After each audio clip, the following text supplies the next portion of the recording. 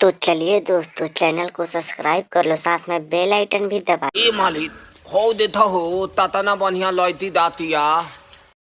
हई देखो लड़की केंगन देखता लोग, बुझाता कि कब देखल ही नहीं खे लोग। तेंगतिया देखता लोग। हो देता हो तातना लैतन ते आदे पीछे धुमामतिया। ए रवि भैया, तोहरो ये भौजी के पीछे पीछे घूमे के मन बका हो। तो का विचार है रवि भाई? तनी ये तो तोलिया ते हुतला दइए ना दो। एकरो चोलिया के हुक लगाइए द लोग, त का त कहतन कि लगावा, हम सुनतानी। हई देखो रवि भैया के या कल्लू भैया के नजर कहावा बा। देखो तना तो बुझाता कि लागता कि चोहरिए जइहन।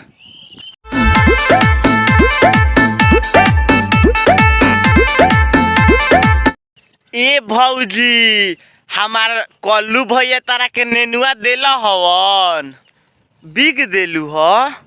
आ ओही में बैगनौ रलख, बैगनौ बिग देलू ह। तू है मेरे बेस्ट फ्रेंड, तू है बॉयफ्रेंड।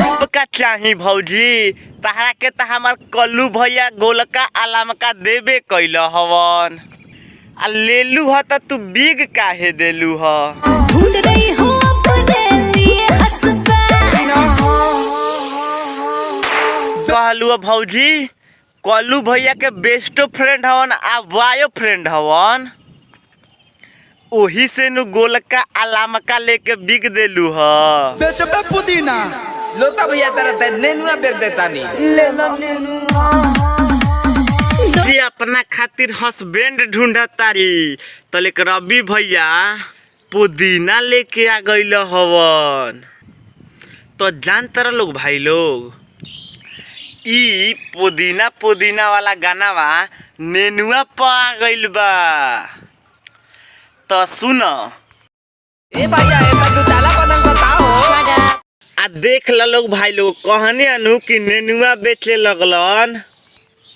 आ भौजी से कहतारन कि लेला नेनुआ। तो चलिए दोस्तों, वीडियो को यहीं पे खत्म करते हैं। अच्छा लगे तो लाइक शेयर कमेंट भी कर दीजिएगा, और चैनल पे नए हैं तो सब्सक्राइब भी कर दीजिएगा। तब तक के लिए चलते हैं हम, बाय बाय।